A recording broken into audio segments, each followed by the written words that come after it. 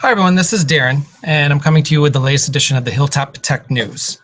I thought this month I would present it in a different way. I'm using a combination of YouTube Live and Google Hangouts, just like we do for the morning announcements.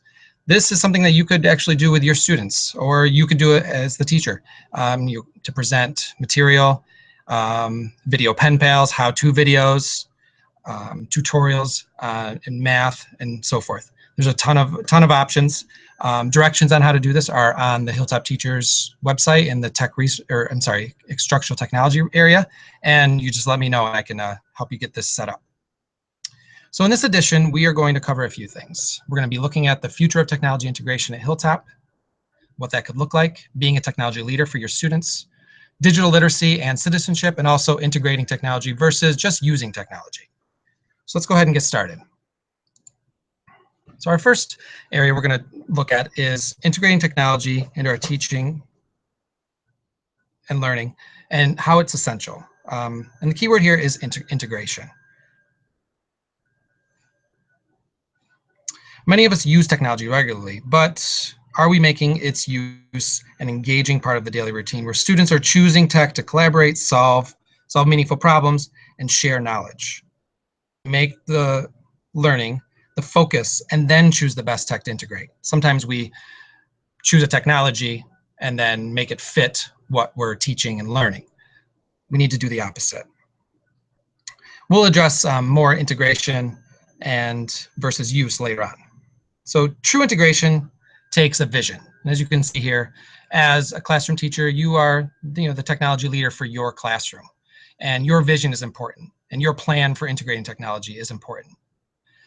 Things that we need to do is we need to choose a focus and have a purpose. And like I said earlier, that's looking at what the students are learning and then see how technology can make their learning more effective. From there, we really have to believe in it. If we don't believe in it, our students won't believe in it. We have to be users of it. That gets others to believe. Then we need to implement it completely. We have to go all out. We have to check our progress. We have to see how it's going. We have to really look at what's going well, what's not, make some improvements, and then continue. This can't be a 2-week thing and then move on to something new. It really has to be a focus for a while. Now, our school has had a focus on integrating G Suite apps, our Google Apps for Education, our Chromebooks, and Wixie as well. We've had quite a few professional developments on these topics this year, and that's going to continue to be our focus moving forward. We will be looking, though, at ways to integrate the technology, not just use it. And that's going to be reflected in our school improvement plan, where we look at each content area or each focus of the school improvement plan, and then talk about what technology would be best for that area. Before we move on, I just want to let everyone know that this presentation, all the resources that I'm going to be showing you, all the links are going to be on the Hilltop Teachers site. I'll show you that later, and in the instructional technology area. So being a technology leader. So integrating technology into our curriculum takes leaders on all levels. So as a classroom teacher, teachers and resource staff here at the school, we are the leaders of our classrooms and the school. The big vision has to come down from our district and from our administration, but we can do our part as well. It's important to become somewhat of an expert in the technology we will expect our students to use. And we need to move away from the mentality of that's the way we always did it, that TTWWADI. We need to try new things with other students. We need to take chances. If we don't take chances, we won't learn what works and what's best for our students and what can really engage them in learning. So the way we need to educate our students is changing, and these 21st century learners need our instruction to reflect that. True integration is real-world problem solving enhanced and enlivened by tech. This can be done with just practice, trial and error. Like I said, taking chances. It's okay. Attending the professional developments that come up not only at our school, but also through the district. Our Office of Instructional Technology offers a ton of professional development, especially in the Google resources that our school focuses on. And just doing some online research. So some places to find those resources are the Hilltop Teachers site. So our Hilltop teacher site is, I'm constantly updating it. It's full of resources that you can use with your students right away. As you can see at the top, we have the links and resources from this presentation from our Hilltop Tech News for March. We have areas about our devices, Google. This is actually takes you to the Anne Arundel County support site for Google. We have resources for smart notebooks, smart response clickers. We do still have those in the building. We haven't been using them much lately, but they're there. Wixie has been a focus of ours. Resources for that. S'more is a great way to design these really cool digital flyers and posters. Students would love that as a way to present their learning. Toontastic is great for storytelling. Looking at assessment, there's lots of ways to assess your students. Plickers is a great one because you only need one device. You could even use your phone. You download it, you give the kids cards, and it's a great way for them to show what they know. It's a little bit limited because it's limited to A, B, C, D.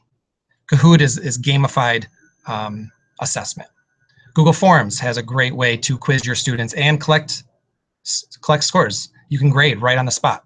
Your students can see how they did right away. And there's some others here as well.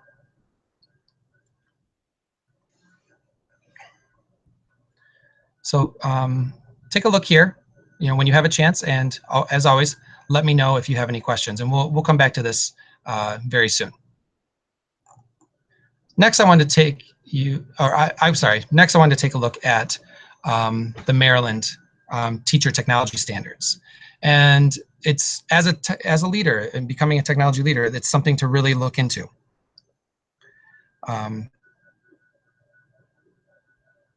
So as you look through these, look at what you can implement right away. Look at things that you've already implemented and that you can fine tune and move forward from there. As always, come see me with some questions and we can talk about what some of these standards mean and what they could look like in your classroom. Moving on, our instructional technology office has 2 websites that are full of information and resources about integrating technology into the classroom and just how that can be done. Their Blackboard site, if you look on the left, is categorized, and you can kind of choose what you think might work for what you're teaching and go from there. They also have a complete site on integrating and using Google for Education. Tabs across the top take you to different areas of Google and show you how to do it, give you lesson ideas, video tutorials, all kinds of cool stuff. So another great place to look. And these, again, like I said, are going to be linked on our Hilltop Teachers site. So let's move on to our next topic, and that's digital citizenship. So before successfully integrating technology into our learning experiences, both the teacher and students need to be tech literate and safe when using tech resources. This is referred to as digital literacy and digital citizenship. This site that I built for us is a one-stop shop for preparing yourself, your students, and your families, or their families, excuse me, for the 21st century teaching and learning that takes place. Like I said, things are changing. We need to change with them. Please check out the first video at the top for some background on developing tech literate digital citizens. And then next, take a look at the elements of digital citizenship and the accompanying video. It gets into each one in more depth. The rest of the site offers various resources for students, families, and teachers. So let's take a look at some of these elements. Access, we do have that here. Choosing appropriate ways to communicate. That might be you communicating with your families. I know a lot of us use ClassDojo or Remind. Our students communicating with each other, maybe through Google Classroom or Edmodo. Collaborate with peers. That's something I think we do well here. We use our calendar, we use Google Docs and Drive to do a ton of communication and collaborating. Another one that I find interesting is taking a break. We don't have to be on technology constantly, so that's not what I'm getting at with this presentation. But it's an important part of our teaching and learning. But we do need to take breaks to, read books, go outside, things like that. Now the rest of the site is dedicated to those 3 groups of people, our students. This area has videos, BrainPop videos for our primary and intermediate students. A few other videos that just talks about what digital citizenship is, what digital literacy looks like, And also there's a couple of games that you can have your students play when you're in the computer lab at a station on the Chromebooks. We also have a family contract for digital citizenship that might be helpful, just for some background information. Next, we have our families, our digital families. The Office of Instructional Technology has a site to talk to our families about internet safety. And I've included some other videos, online safety tips, and also a family contract for digital citizenship. It is important that our families and our parents know what their students are doing online at all times. And finally, for you, our teachers, some great articles and videos that you can use. Sorry about that, I was getting a call. That you and your students can use, you can use with your students to ramp up the digital citizenship in your room. Make your students digitally literate. There's some great G Suite for Learning tutorials and videos that you can visit, and some other YouTube videos. So a lot of great resources. I've got them here for you. And one other area of the site is, if you need some help, form, and I'll get back to you with whatever I can do to help you. So finally, kind of our big topic of the day is using technology versus integrating technology. The International Society for Technology and Education defines technology integration as effective integration of technology is achieved when students are able to select technology tools to help them obtain information in a timely manner, analyze and synthesize the information, and present it professionally. The technology should become an integral part of how the classroom functions, as accessible as all other classroom tools. So we have dictionaries for our students. Technology should be just as accessible. So looking at these features, and I'm just going to go to the website where I found this. This is techbytes.com, where I found this poster. And looking at kind of maybe where we're at right now using technology versus what does it look like if we're truly integrating it. Purposeful, it's planned. It's a routine of part of the day. It happens every day. It's there to support curricular goals. We're not just using the technology. It's used for engagement. It's used for collaboration. It's mostly used by students. It's not us up there presenting something on the smartboard. Smartboards, it's a great way to present. It can be interactive, but it's not the students using technology. It looks at high order thinking skills. Students should be solving problems using technology. It's used to build knowledge, do some research, and it's essential to our learning activities as we move forward. Another resource that I wanted to show you for background information on tech integration and for seeing it in action is the Technology Integration Matrix from the Florida Center for Instructional Technology. This resource is nice because you can read about what integration looks like and see videos based on your classroom's level of understanding and comfort with technology integration.